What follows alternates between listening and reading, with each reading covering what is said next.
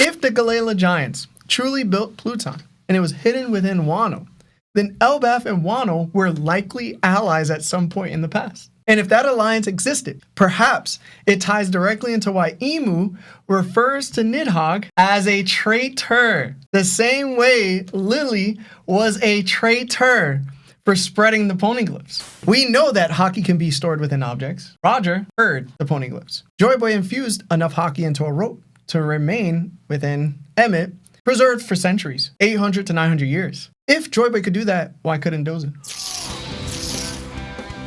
I just connected two ideas that shouldn't make sense. What if the stonemasons of Wano and the previous Nidhoggr user who wielded Ragnir worked together to create the indestructible Poneglyphs? Think about what we just witnessed. Emu, arguably one of the strongest beings in the entire series. His power, Omen, appears overwhelming in nearly every aspect. Yet, when Emu attacked the ice prison containing Gunko, a prison created through Ragnir's power, even while unleashing Haki and Omen, he failed to leave so much as a scratch on it. Gunko remained alive inside, and the ice itself was completely unharmed. Very few objects in One Piece have demonstrated that level of durability, brother. In fact, the only things that immediately came to my mind was the Poneglyphs. What makes this connection even more interesting is the visual design. I'm not gonna cap. The shape of ice Nibelheim created, and even Loki's hammer, Ragnir, bears a striking resemblance to a Poneglyph. It feels intentional, as though Oda may be drawing a connection between them. Then there's the historical side of this theory. Elbaph is home to legendary shipwrights who wield massive warhammers known as the Galala giants. And maybe they were responsible for constructing Pluton on Water 7, right? We also learned in Wano that Pluton has been hidden beneath old Wano all this time. According to Sukiyaki, all Momonosuke has to do is open the borders and then Pluton is out into the world. If the Galala giants truly built Pluton and it was hidden within Wano, then Elbaph and Wano were likely allies at some point in the past. And if that alliance existed, perhaps it ties directly into why Emu refers to Nidhoggr as a traitor, the same way Lily was a traitor for spreading the Poneglyphs. What if Douzan, the previous Nidhoggr user, helped create the material that eventually became the Poneglyphs? Wano's stonemasons may have carved and inscribed them, but perhaps Douzan and Ragnir provided the raw substance itself. Remember what Loki told Luffy after the battle with Gunko, like Lawrence just said? Gunko's in a flash freeze. It won't be fatal to her, but only Ragnir can melt the ice. If that statement is literal, word for word, then the implication is extraordinary. If Ragnir never melts the ice, it remains exactly as it is forever. In other words, it is effectively indestructible, just like a Poneglyph. Now, I know the obvious counter-argument. I know it. I'm about to point it out. Poneglyphs have always been described as stone, not ice. But Ratatoskr's mythical zone abilities don't necessarily create ordinary ice. They create mythical ice with supernatural properties. In the real world, geologists technically classify naturally occurring ice formations, such as glaciers, as monomineralic rock, because they are solid, naturally occurring crystalline structures. So, what if the stone of the Poneglyphs is actually a transformed or altered version of this mythical ice? And there's another layer to consider. Haki, my favorite subject. We know that Haki can be stored within objects. Roger heard the Poneglyphs. Joy Boy infused enough Haki into a rope to remain within Emmet, preserved for centuries, 800 to 900 years. If Joy Boy could do that, why couldn't Douzan? Why couldn't Douzan instill Haki into Poneglyphs?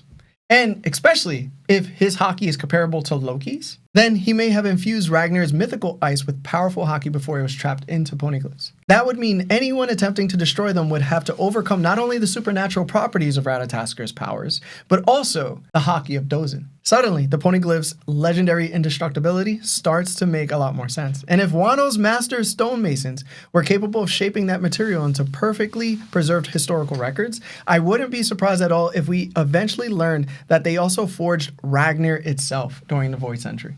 If that turns out to be true, then the creation of the Poneglyphs may not have been solely a Wano achievement.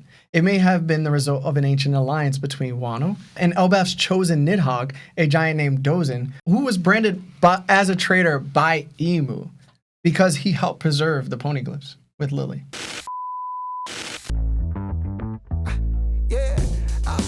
fresh like the morning. Mouth wide open like they yawning. Every time they see me, they in G-Shock. Homie, this is too far. Homie, I feel too alive. You can see me like Illuminati. You can see me like Illuminati. But I'm shining so bright, so bright. Don't come and try to share some of this light now. Give me a beat and I control it like a maestro. Ladies on a mission, they be trying to get me wiped up. Shawty, wait a minute, can't tell if I like ya. Gotta make sure you know how to shake it like a bartender. Team with me and they all winners. And you know we ballin' all winners. Why they all hate Emu so much, man? I want to know what he did. He evil, man. They saw the evil in his heart. So now he tripping. It's a very out there theory. No, I think it's pretty valid, honestly. Yeah. Yeah, to me, Emu benefits from all these nations not being connected in any way anymore. If they were once connected and utilizing their special techniques and abilities to do anything to oppose him, i.e. create poneglyphs that have the true history written on them, or, just any sort of alliance, like it stands to reason why they're all separated now. Because what they were like before probably wasn't beneficial to Emu in any way. So any way you can tie them in together and it makes sense in the way that you did, I think that's perfect. Yeah. And also, too, you think about it, in a sense, what Harold was trying to do, and they heavily put a stop to it. No, you can't do that. We're not going to support that. You're not connecting all these different nations in trade and all that stuff like that. And that's what Harold was like. He couldn't fathom it. He couldn't understand. Why would you stop me from doing this? It didn't make sense. If you guys are ruling power, this is for in his mind, you guys could benefit from this too. Why would you stop this? But there's a reason why Emu didn't want this to happen. And it's funny though too, like I think me and Lana were talking this way back, not for this chapter, right? And he may even said it already. But you know how you have the poneglyphs, and then now there's Loki's ice prison. They're all blocks, right? But especially the poneglyphs, and it goes out to like, all right, Oda being really cool with the people who created Dragon Ball Z. But you remember what broke the Z sword? Block. This giant indestructible block that resembles the poneglyph. It's supposed to be like the hardest substance in the Dragon Ball Z universe, But it resembles exactly, except for like the poneglyphs be red and that color. This was like this weird, darkish, blackish. I don't know what color it was, whatever. But it looked exactly like that. It's funny how they're playing on a block or that shape, the density of it, and how hard it is, So I just thought it was very interesting how they both resemble each other. It's crazy too? We could consider the stonemasons of Wano ice sculptures. Aha! Yo, you cooked, bro! He cooking! Yes! I'm with it! And you know what they do with the ice sculptures? They use a hammer, dog! Yeah. The guy, yo, he on it! You just got he on it, bro! Yes! He on it, bro! That's so clean! I like it. I love it. I thought that was the most out there theory. Nah! Bro, I got theories about Hawkins and being in love with Madame Shirley, bro. There's out there theories, bro. Yeah. What? Don't worry about that. What?